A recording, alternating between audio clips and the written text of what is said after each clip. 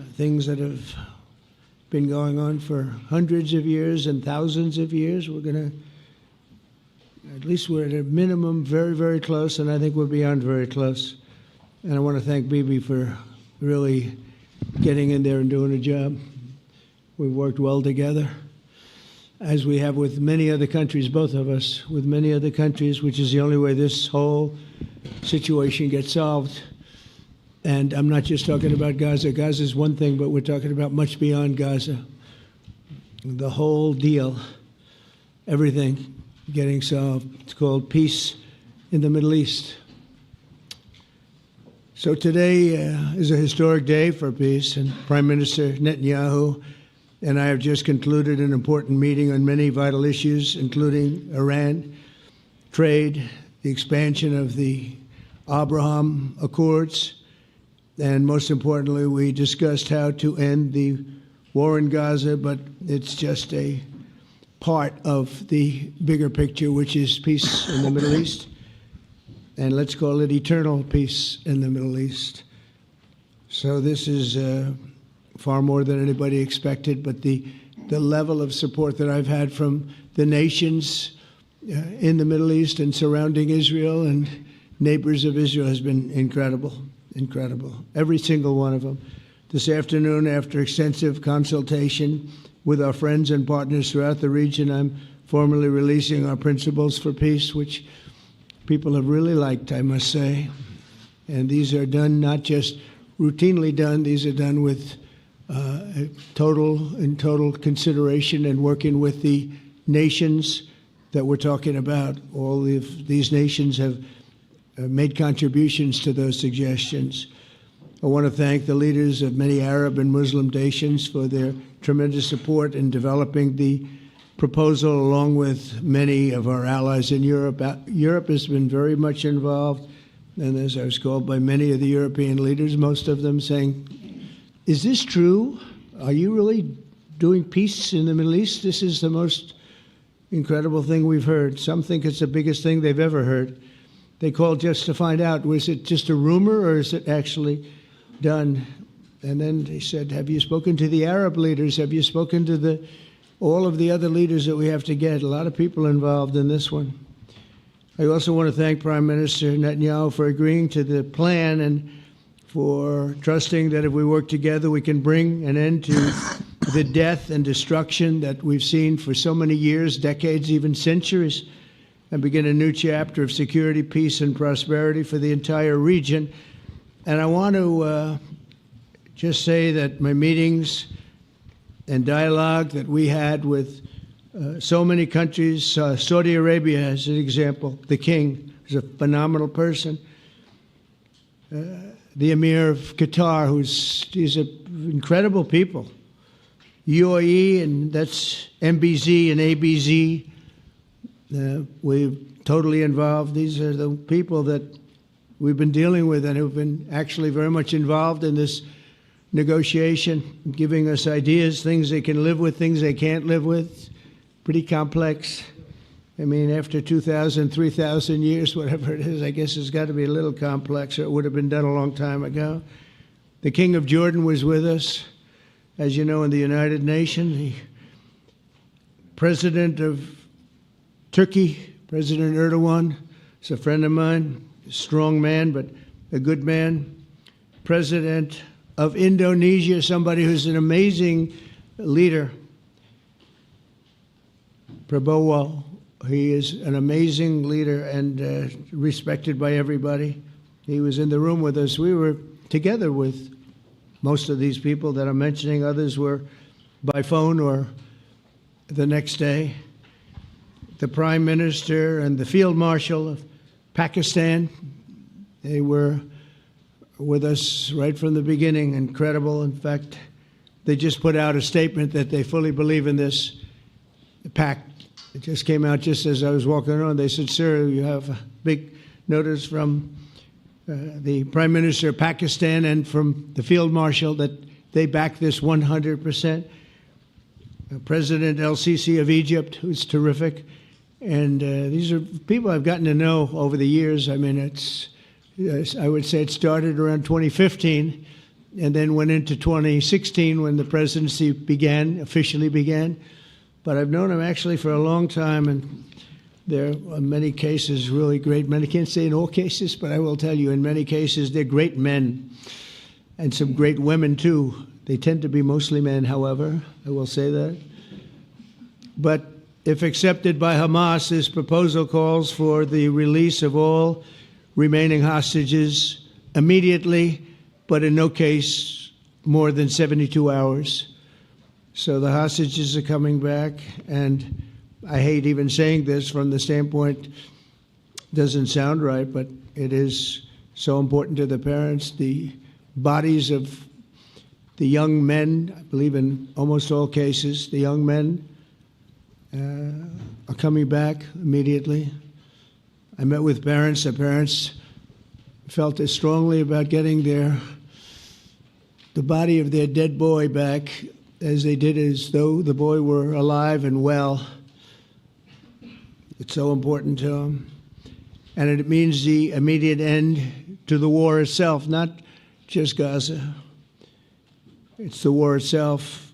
Under the plan, Arab and Muslim countries have committed, and in writing in many cases, but I actually would take their word for it. The people I mentioned, I'd take their word for it, to demilitarize Gaza, and that's quickly.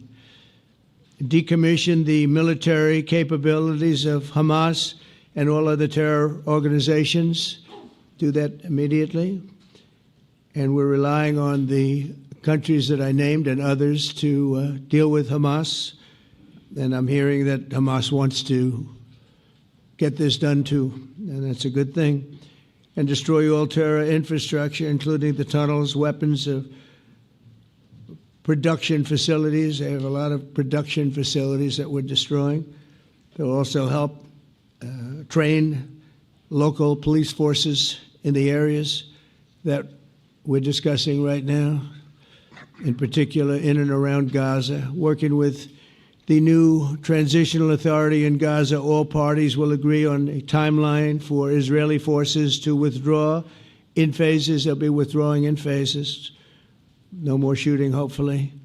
As progress is made toward achieving these goals, Arab and Muslim nations need to be allowed the chance to fulfill these commitments of dealing with Hamas. They have to deal with them because they were the one group that we have not dealt with. I haven't dealt with them. But the Arab countries are going to, and Muslim countries are going to be dealing with Hamas, and I believe they've already been there. I think they probably have an understanding, and they haven't maybe mentioned that, but I would imagine they do. Otherwise, they wouldn't have gone as far as they've gone. If they're unable to do so, then Israel would have the absolute right and actually our full backing, the U.S. full backing. Marco's here, and a lot of our leaders are here, our great Vice President, Susie Wiles, Steve Witkoff, Jared Kushner. They've been so involved in this process. I don't think anybody else could have done it or even come close. But it's we're right there. We're right there. First time in thousands of years, I think you can probably say, if you really look into it, if you study back, if you're a scholar, you would say thousands of years. Israel would have my full backing to finish the job of destroying the threat of Hamas. But I hope that we're going to have a deal for peace. And if Hamas rejects the deal, which is always possible, they're the only one left. Everyone else has accepted it. But I have a feeling that we're going to have a positive answer. But if not, as you know, Bibi, you'd have our full backing to do what you would have to do. Everyone understands that the ultimate result must be the elimination of any danger posed in the region, and that danger is caused by Hamas. The tyranny of terror has to end, and this is, again, something that we're looking for. This is eternity. This is for forever. To ensure the success of this effort, my plan calls for the creation of a new international oversight body, the Board of Peace, we call it, the Board of Peace, sort of a beautiful name, the Board of Peace, which will be headed, not at my request, believe me, I'm very busy, but we have to make sure this works. The leaders of the Arab world and Israel and everybody involved asked me to do this, so it would be headed by a gentleman known as President Donald J. Trump of the United States. That's what I want, is some extra work to do, but it's so important that I'm willing to do it, and we'll do it right, and we're going to put leaders from other countries on, and leaders that are very distinguished leaders, and we'll have a board, and one of the people that wants to be on the board is the UK former Prime Minister, Tony Blair, good man, very good man, and some others, and they'll be named over the next few days, and it'll be quite the board. Working, everybody wants to be on it now. I don't know if that had anything to do. They named me and everybody else wanted to be on it. I guess they figure, well, he's a soft touch. He'll be easy to deal with. Working with the World Bank and others, it will be responsible for recruiting and training a new government that will be made up of Palestinians along with highly qualified experts from all around the world. Hamas and other terrorist factions will play no role in the board, but they'll play no role in the governance of Gaza at all, directly or indirectly. As you know, thousands of Hamas leaders have been killed and soldiers have been killed. And we can never forget October 7th, but thousands have paid the price for that. And now it's time to get our hostages back and get back to trying to build something that's really great and very important. In our meeting today, Prime Minister Netanyahu was very clear about his opposition to a Palestinian state. And he continuously mentions October 7th, and I understand that. Most people do. And I understand and respect his position on many things, but what he's doing today is so good for Israel. I notice that they have large crowds gathering in Israel all the time, and they have my name up. They like me for whatever reason, maybe I don't know, but they do like me. But they say two things: please get the hostages back and please end the war. They've had it. It's had it. So I think it's a very popular thing you do, because he's a warrior. He doesn't know about getting back to a normal way of life, but he is a warrior, and Israel's lucky to have him. But now the people want to get back to peace. They want to get back to normalization in a true sense. Several countries have foolishly recognized the Palestinian state. As you know, some of our European friends, allies, good people, but they're really, I think, doing that because they're very tired of what's going on for so many decades. They've been presidents and prime ministers for years, and during this time, having to do with the Middle East, all they're doing is talking about the same thing over and over. They want to see it get back. And nobody wants that more than me, or I believe Bibi too. But the people of Israel want it. They really want it. They want the hostages back. That includes the probably 32 bodies that we're talking about, 20 people that are living, 32 or so people that are dead, and they want to have peace. So let us not forget how we got here. Hamas was elected by the Palestinian people. Israel withdrew from Gaza thinking they would live in peace. Remember that a long time ago? They withdrew. They said, you take it. This is our contribution to peace. But that didn't work out. That didn't work out. It was the opposite of peace. They pulled away. They let them have it. And I never forgot that, because I said, that doesn't sound like a good deal to me. As a real estate person, I mean, they gave up the ocean, right? Ron, they gave up the ocean. They said, who would do this deal? And it still didn't work out. They were very generous, actually. And they gave up the most magnificent piece of land in many ways in the Middle East. And they said, all we want to do now is have peace. And that request was not honored. Instead of building a better life for the Palestinians, Hamas diverted resources to build over 400 miles of tunnels and terror infrastructure, rocket production facilities, and hid their military command posts and launch sites in hospitals, schools, and mosques. So if you went after them, you'd be after them, and you wouldn't even realize you ended up knocking out a hospital or school or a mosque. That terrible thing, terrible way to have to fight. No fight is good, but that's a real bad one. So there are many Palestinians who wish to live in peace. Many. I've seen so many of them. And they have support. And I challenge the Palestinians to take responsibility for their destiny, because that's what we're giving them. We're giving them responsibility for their destiny, fully condemn and prohibit terrorism and earn their way to a brighter future. They don't want the life that they've had. They've had a rough life with Hamas.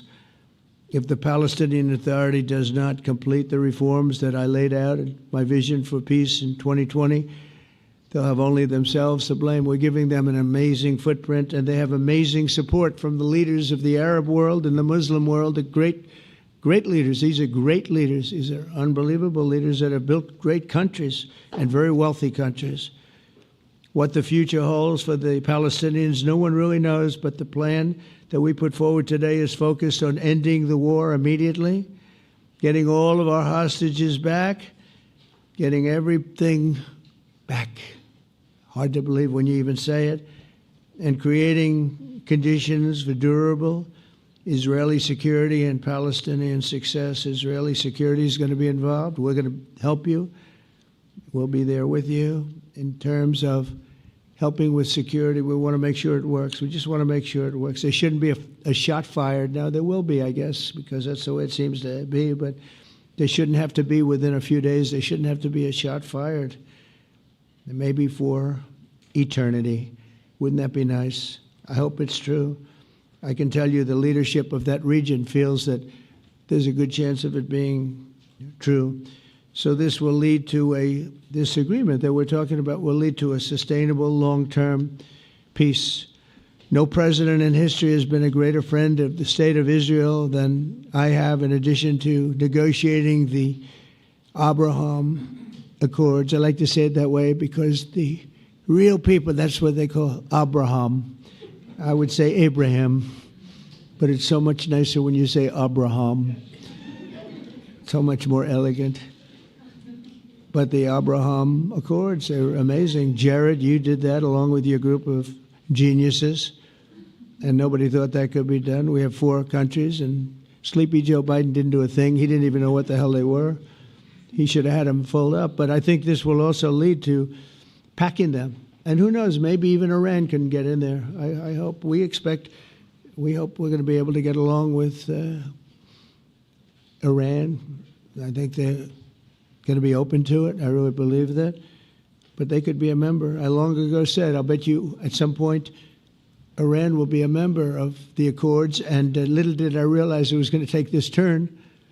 That was some turn we did with the B-2s. But I think they might very well be there because it's a great thing for them economically. I recognize the eternal capital of Israel. I opened the American embassy in Jerusalem. That was something that everyone said would never be done, could never be done. Virtually every president for many, many years, for decades, would campaign on making Jerusalem the capital of Israel. They campaigned on it over and over. Is that right, Steve? Is that right? Everyone, and when they got to it, and I understand why now, because it was so, when I got to office, I campaigned on it too. I said, we're going to make it, and then I'd get calls from the leaders of various countries saying, please don't do it, please don't do it. It'll end the whole world, please don't do it. And finally, I just didn't say anything, and I did it. People were calling me before I did it because they heard I was going to do it, and leaders of countries were calling me, and I think it was on a Thursday that I did it, and they'd call me Monday, Tuesday, Wednesday, 3-4 times a day, and I said, tell them I'll call them back on Friday. And I announced it on Thursday, and I called them back, the biggest people in the world, and they said, you've done it. I said, done what? You've made the capital of Israel, Jerusalem, and we wanted to talk yet. I wish you called me a little sooner. Maybe I could have done something about it. So that was a lot easier than getting into an argument because I knew what they were calling about. And you know what? It turned out to be amazing. Everybody thought it was going to lead to the end of the world, right? The end of the world, Ron. That's what they said. It didn't lead to anything.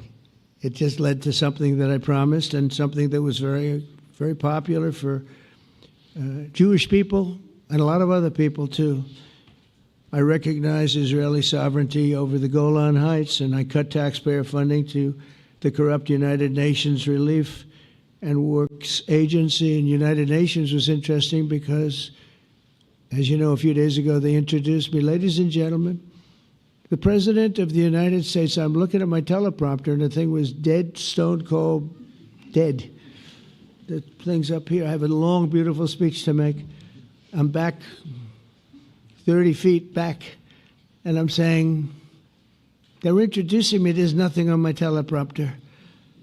So, but I made a speech. I actually got good marks. You think Biden could have done that? I don't think so. I don't think he could have done that. I don't think too many people could have done it. But actually, it was actually more of a speech from my heart, if you want to know the truth. I think it was maybe better in certain ways because it was from the heart. It has to be from the heart. Otherwise, you're in big trouble.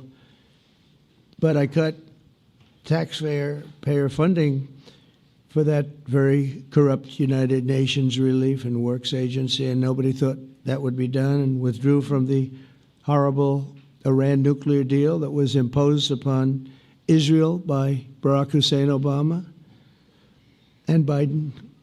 And I don't think Biden knew anything about it, though. I don't think he knows anything about it now, actually, if you ask him. He'd say, what is that?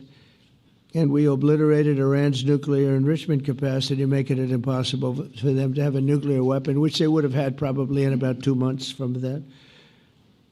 But I've never asked Israel to compromise its security, but we had big, strong talk. Nobody's been better to Israel. No president's been better to Israel than Donald Trump. But we had a long, strong talk, Bibi and I, and he understands it's time. It's time. History has shown, and the people of Israel want it. And the people of the Middle East want it. The people of enemies of Israel want it, but they don't have really too many enemies right now. And you know what?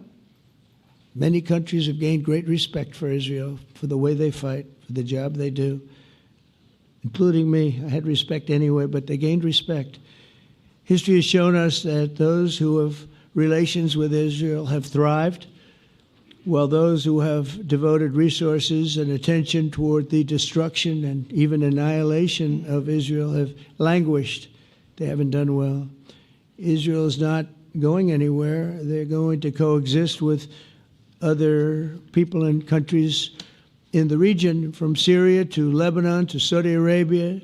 The promise of a new Middle East is so clearly within our reach. This is the closest we've ever come to real peace, not fake peace, not political fool's peace. If we can get this difficult problem solved, the opportunities for all within that vast region of this world, it's a vast region, it's unlimited. The Abraham Accords show that all countries are better off when they communicate and work together and embrace new opportunities. I hope Jared and Steve and Susie and Marco and JD, we have great people. I hope you guys are going to work very hard to get these other countries in, because now they have no excuse. There's no longer an excuse. They were somewhere hesitant. And I tell you, the 4 countries that went in, I give them tremendous credit, and it's worked out incredibly well for them. In the same spirit, I'm pleased to report that earlier today we took another important step toward greater understanding in the region. A short time ago, we had a historic phone call in the Oval Office with Prime Minister Tani, who's really a great person. So we had a great talk, and I was on the phone, and Bibi was talking. Prime Minister Al-Thani was of Qatar. They really had a heart-to-heart conversation. It was a great conversation, I thought. It was productive. It was everything that you need to have something turn out to be successful. And I want to thank Bibi, and I want to thank the Prime Minister. It was fantastic. We agreed to launch a formal trilateral mechanism between Israel, Qatar, and the United States to begin a dialogue to enhance mutual security, correct misperceptions, and avoid future misgivings. And I want to thank Qatar, its leadership, and the Emir. He's a fantastic person. I think, I'm going to be his public relations man because I know him differently than a lot of people know him. But he wants peace. He wants to see peace. And his people, and they really acknowledge the critical role that they've played as mediator. And again, we're not quite finished. We have to get Hamas, but I think they're going to be able to do that. So now it's time for Hamas to accept the terms of the plan that we've put forward today. And again, this is a different Hamas than we were dealing with because I guess over 20,000 have been killed. Their leadership has been killed 3 times over.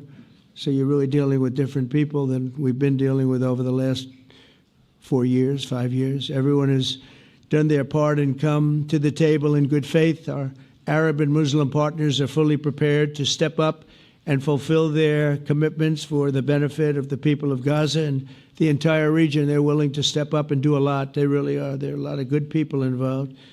Everybody who wants to see an end to the violence and destruction should be united in calling for Hamas to accept the extremely fair proposal so that we can end the war and get us back our hostages right now and have everlasting peace. And I look forward to having relationships with everyone. As the chairman of the board, I'll be involved, and we'll have meetings with some very smart people that'll be working over there to make sure that we haven't just been wasting time with an agreement that doesn't get done. The task of building peace will not be easy. There are some of the hardest problems in the world to solve, and that's why it's been going on for so many centuries. But too many lives are at stake not to try, and this is more than a try. I mean, I think this is something that gets done when you have virtually every country, and these are powerful, powerful countries that have a lot of money, and the money can make things happen. A lot of countries try, and they don't have any money. These are very rich countries that can make things happen. So together we'll forge a much safer and more hopeful future for everybody, including Israel. And I want to thank Prime Minister Netanyahu for his partnership. And I want to thank all of the leaders, the kings and the emirs and the presidents and prime ministers, people I mentioned.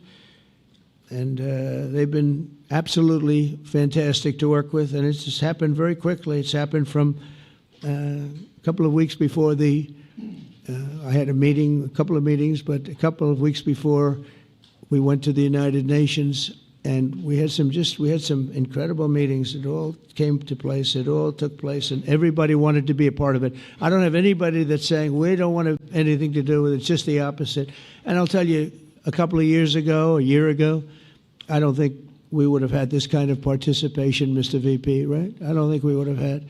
It's been amazing. The participation was 100%. Everybody wants to be a part of it.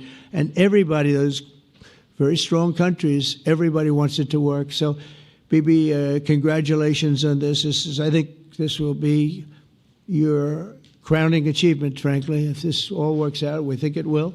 It's going to be your crowning achievement. And I want to thank you very much for being here. Thank you. Please. Thank you. Thank you. Mr. President, first I want to thank you for graciously hosting me once again in the White House. And second, I want to thank you for your friendship and for your leadership. From Jerusalem to Tehran, from the Golan Heights to Gaza, you've proven time and again what I've said many times. You are the greatest friend that Israel has ever had in the White House. And Mr. President, you and I both know it's not even close. While you focus at home on making America great again, your leadership abroad is changing the world for the better, ending wars and advancing peace. I believe that today we're taking a critical step towards both ending the war in Gaza and setting the stage for dramatically advancing peace in the Middle East, and I think beyond the Middle East, in very important Muslim countries. I support your plan to end the war in Gaza, which achieves our war aims. It will bring back to Israel all our hostages, dismantle Hamas's military capabilities, end its political rule, and ensure that Gaza never again poses a threat to Israel. We would not have achieved this turning point without the courage and sacrifice of our incredibly brave soldiers. They fight like lions to defend the people of Israel, and they serve on the front line in the war between civilization and barbarism. Mr. President, when our two countries stand shoulder to shoulder, we achieve the impossible. Just a few months ago, in Operation Rising Lion and Operation Midnight Hammer, we struck a decisive blow against Iran's nuclear and ballistic missile program. Your bold decision to send those B-2s made the region safer and the world safer. Now, under your leadership, we're taking the next step to win the war and expand the peace. Your plan is consistent with the 5 principles my government set for the end of the war and the day after Hamas. Everybody asks, what is your plan for the day after Hamas? Here's our plan. Passed it in the cabinet. All our hostages, both those who are alive and those who died, all of them will return home immediately. Hamas will be disarmed. Gaza will be demilitarized. Israel will retain security responsibility, including a security perimeter for the foreseeable future. And lastly, Gaza will have a peaceful civilian administration that is run neither by Hamas nor by the Palestinian Authority. If Hamas agrees to your plan, Mr. President, the first step will be a modest withdrawal, followed by the release of all our hostages within 72 hours. The next step will be the establishment of an international body charged with fully disarming Hamas and demilitarizing Gaza. I appreciate your willingness to lead the body, Mr. President. I really appreciate it because you have a lot of things to do, and this is important. And it reflects the confidence that this will give everyone, that things will be followed up on all the commitments made. The fact that you're taking this on, I think, helps a lot to make sure that everything flows in the direction that we want. Now, if this international body succeeds, we will have permanently ended the war. Israel will conduct further withdrawals linked to the extent of disarmament and demilitarization, but will remain in the security perimeter for the foreseeable future. I think we should understand that we're giving everybody a chance to have this done peacefully, something that will achieve all our war objectives without any further bloodshed. But if Hamas rejects your plan, Mr. President, or if they supposedly accept it and then basically do everything to counter it, then Israel will finish the job by itself. This can be done the easy way, or it can be done the hard way, but it will be done. We prefer the easy way, but it has to be done. All these goals must be achieved because we didn't fight this horrible fight, sacrifice the finest of our young men to have Hamas stay in Gaza and threaten us again and again and again with these horrific massacres. Mr. President, I was encouraged by your clear statement at the UN against the recognition of a Palestinian state. That would be an outcome that, after October 7th, would reward terrorism, undermine security, and endanger Israel's very existence. As for the Palestinian Authority, I appreciate your firm position that the PA could have no role whatsoever in Gaza without undergoing a radical and genuine transformation. In your 2020 peace plan, which you mentioned just now, you made clear what that transformation requires. It's not lip service. It's not checking a box. It's a fundamental, genuine, and enduring transformation. And that means ending pay to slay, changing the poisonous textbooks that teach hatred to Jews, to Palestinian children, stopping incitement in the media, ending lawfare against Israel at the ICC, the ICJ, recognizing the Jewish state, and many, many other reforms. It won't come as a surprise to you that the vast majority of Israelis have no faith that the PA Leopard will change its spots. But rather than wait for this miraculous transformation, your plan provides a practical and realistic path forward for Gaza in the coming years, in which Gaza will be administered neither by Hamas nor the Palestinian Authority, but by those committed to a genuine peace with Israel. I think this can be not only a new beginning for Gaza, I think it can be a new beginning for the entire region. Under your leadership, we can re-energize, well, I've got to contribute my own, we can re-energize the Abraham Accords. That's what it's called in the original Hebrew, Abraham. Abraham is fine, Abraham, however you want to call it. Under your leadership, Mr. President, we can re-energize the Abraham Accords that we forged 5 years ago. We can expand them to many more Arab and Muslim nations that choose moderation over extremism. I think there's an opportunity here. It's not going to be easy, it's tough going, but I think if we succeed, you're absolutely right. We're going to open possibilities that nobody even dreamed of. But I think we dream of them. As you've told me, Mr. President, and you've told the world many, many times, you said, remember October 7th. Remember October 7th. And we do. We will never forget the horrors of October 7th, and we will do whatever is necessary to make sure they don't happen again. Since October 7th, Israel's enemies have learned a hard truth. Those who attack us pay a heavy price, but those who partner with us advance progress and security for their peoples.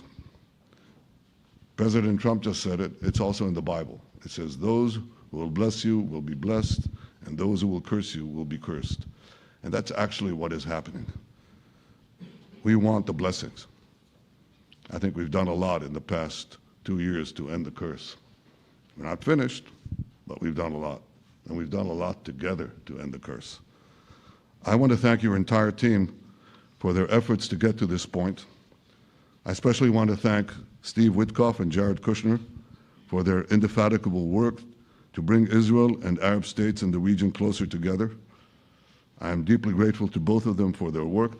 We had a phone call today just to make it clear.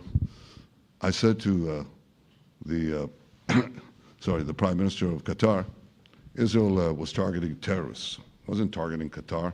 And of course, we regretted the loss of the Qatari citizen. It wasn't our target. And I very much appreciate President Trump's proposal to have a trilateral body, the United States, Israel, and Qatar, to work out respective grievances. There are quite a few. But if we could try to mitigate them or put it on a different footing, I think that'll be good for everyone. Above all the people, the fine team, and many helpers who've done this, I want to thank you, Mr. President. History has already shown that under your leadership, Israel and America can change the face of the Middle East. And today I'm hopeful that your plan to end the war in Gaza will do so again and do so soon.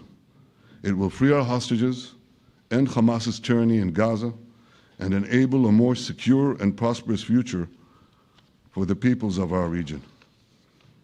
Thank you, Mr. President. May God bless America. May God bless Israel. May God bless the indispensable alliance between our countries. And may I add in Hebrew, G'mal Chatima Tova, may we all be inscribed in the book of life. Thank you. Thank you very much, Bibi. So I think while we wait for these documents to be signed and get everybody in line, I think it maybe is not really appropriate to take questions. I'm meeting with, as you know, a couple of Democrats in a little while about the country, about keeping our country open. They're going to have to do some things because their ideas are not very good ones. They're very bad for our country. So we'll see how that works out. But this is something that was really historic today. This was something that was amazing. I think, Bibi, I mean, depending on you, I think while we're waiting for signatures and waiting for approvals from a lot of different countries that are involved in this, we probably shouldn't take questions? Or would you like to take a question or two from perhaps a friendly Israeli reporter, if there's such a thing? That's a very, very tough proposition.